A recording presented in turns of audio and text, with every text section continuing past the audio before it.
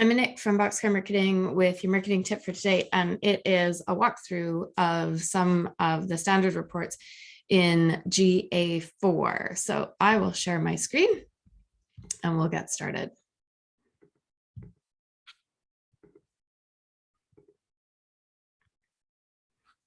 All right, so this is the analytics that you're familiar with. Some people will refer to it as Universal Analytics or GA3.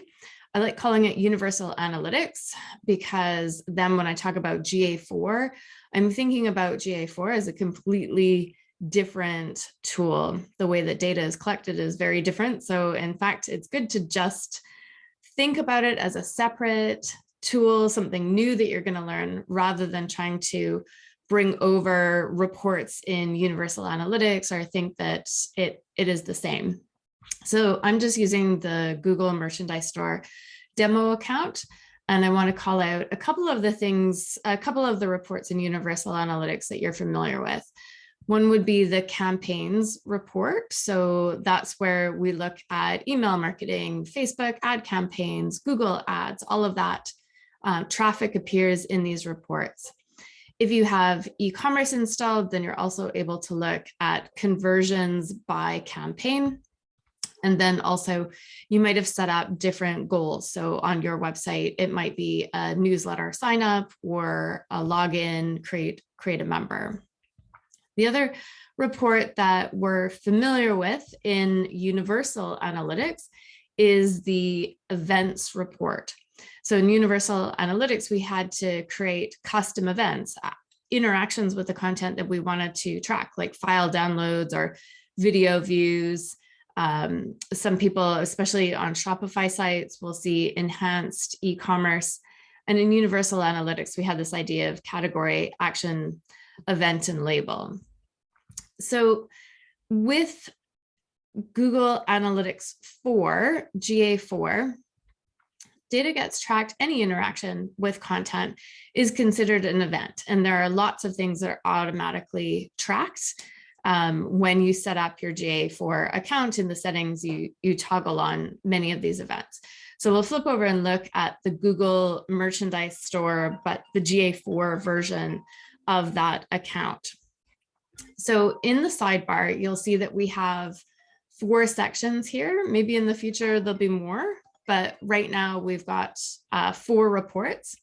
And if we click on reports, these are sort of the standard reports, but the standard reports in GA4 are really pared down compared to the standard reports that you're familiar with in Universal Analytics.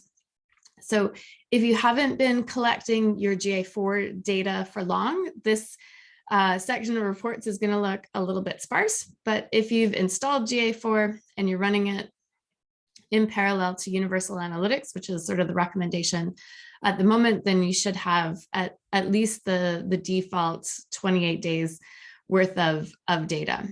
So on the right here, we can see we have a date picker. We can change our timeline, which is familiar to us from Universal Analytics. We had the ability to change our time frame. And then we have a couple of functions up here. So edit comparisons. This is where we would go, for example, if we wanted to look at a comparison of, say, our users from Canada versus United States, where we want to pull out just our Canadian traffic. If we apply that, then we'll see these 2 different lines. One is for our all users and one is our comparison to Canadian traffic. And any of these standard reports that you go to, you'll now have that comparison view enabled. If you want to change the comparison, you can edit it. If you want to get rid of it, you just click the X to remove it. So this is the report snapshot. You'll see a general overview of the data that you're collecting, like users, engagement over time, total revenue, and then some more elements, again, depending on what you're collecting. If you have your conversions set up, you'll see this data here.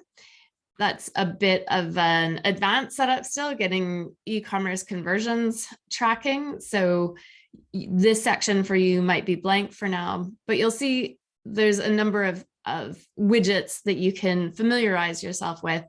And then clicking on the link is going to take you to the full view of that report. So I'll come back to these acquisition ones. The real-time report is where we get a little snapshot of what's happening in real life right now. So if you have like a stockbroker mentality, you can see exactly who's on the site and what's happening.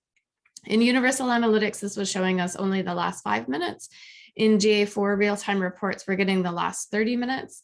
And we have a bit of a debugging function where we can actually see what's happening at the data level. So if you are a developer or you're trying to implement the data layer in Google Tag Manager to track e-commerce reports, this is one of the screens that you might be interested in looking at to see what's actually getting reported. But we'll move on to acquisition reports. So the acquisition overview, this is showing the sources of traffic where your visitors are coming from. And you'll see things in GA4 that are different than Universal Analytics. So we get a lot of information about our first user. So people who are new visitors, they're your first user, how they're acquired, what source of traffic. So that means that if a visitor lands on your site for the first time, then you're going to see those traffic sources here. And you do have these drop-down menus if you want to see, instead of by medium, to look by source or by campaign. The traffic acquisition reports, these apply to sessions, not users. So the user reports are specific to visitors, and traffic acquisition would be more similar to the Universal Analytics acquisition all channels report. So if a visitor lands on your website from Google search and then later visits you via paid advertising, both of the sessions are displayed as part of traffic acquisition because that report is looking at a session level. In the engagement section, we have events. And again, events are every interaction with your site. So it's not like Universal Analytics where we had different hit types, where you had a page view and then you define specific events like file download. This is why you really can't think about Universal Analytics and GA4 as the same tool. GA4, just think of it as a clean slate. Events here are any interaction that you're sending from a website to Google Analytics. And GA4 has several automatic events that are set up. So things like scroll or page view. And then you can add things like view promotion or view lists or view a collection. These things are not automatically tracked. You have to implement them via Tag Manager. But the thing is, with GA4, Google has defined a lot of these event names already. So when you set up custom events in GA4, what you want to do is consider the naming convention. And so Google has a list of these taxonomies that they're using. So you want to make sure that you're creating your event using lowercase letters with an underscore between words, and that you're actually defining the events that they already have identified using the same term. So again, it's a bit more of an advanced setup in order to do that. We'll just look at the reports that you might be able to see today. So under events, we have important elements like page view, do people scroll, view item is a custom setup related to e-commerce, and then things like first visit. So you'll see some variation of this type of list under the events report. We also have pages and screens. So that would be similar to your Universal Analytics behavior reports, where you would look at what kind of pages are your visitors going to most, how many views does each page get, and so on. So we can see the number of views that the page is getting, the number of users, And a lot of these reports, you have to scroll horizontally in order to see more of the information. The monetization reports, these require a developer often to help you set this up using Google Tag Manager. But once you have your e-commerce set up, then you're able to see aggregated sales data, most popular products, how many times those product pages reviewed, and revenue. Things like add to cart, cart to view rates would be similar to your enhanced e-commerce reports in Universal Analytics. So we look for where we have high rates of views, but perhaps not add to carts or not complete purchases. And that helps us understand a bit of the sales funnel and where we might need to have improvements. In the retention reports, I don't use these just yet, but it's where we find our new versus returning users. And then there's a bunch of interesting things that are going to be more valuable around lifetime value. So if you get your e-commerce tracking set up, you're able to look at reports that are telling you a little bit more about the value of your customers. And that's really useful for setting your advertising budgets and thinking about cost per acquisition and other more advanced marketing tactics. Under the user section, if you have enabled Google Signals in your GA4 setup, and you've been collecting data for a week at least, or at least a couple of days, you'll start to see additional information about your users. So where they are from, some ages, maybe some interests, gender, if that's available. Gender in Google is still binary, but you'll get some interesting demographic and geographic data in these reports. The tech reports are the last ones, and this is where you'll see things like the operating system that people are using. I'm having trouble scrolling down to get to that, but you'll see platforms, browsers, additional information, devices used, all that kind of stuff. And then in another video, I'll walk you through the Explore tab. This is where the real magic of GA4 happens, because you can create custom reports on the fly.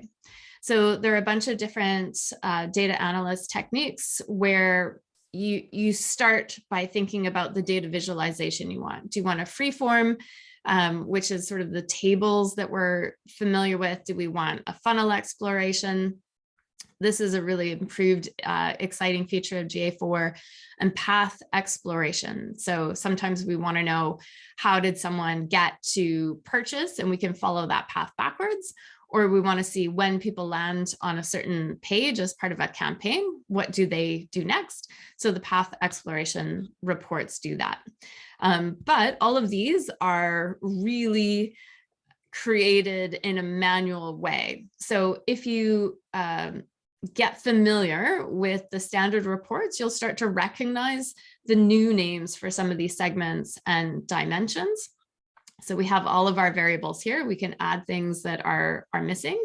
So for example, if we want to look at outbound links, we need to add the link URL to our dimensions. And for some reason that didn't show up. I must have misclicked, but it would appear here, and then you could drag it into your rows. So that's what's happening here.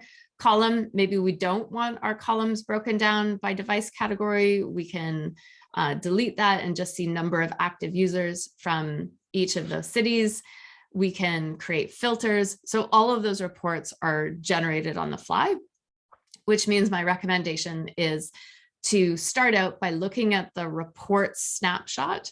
So get familiar with how GA4 functions, how it displays data, its terms for things, play around with some of the drop-down menus that allow you to navigate between, and then click on the links to go and see the live reports. So that's GA4 in a nutshell, the standard reports. In a couple of weeks, we'll cover the Explore tab in more detail, and hopefully you'll get a better understanding quickly of this new analytics tool. I'm Nick from Boxcar Marketing. That's it for today. Thanks. Bye.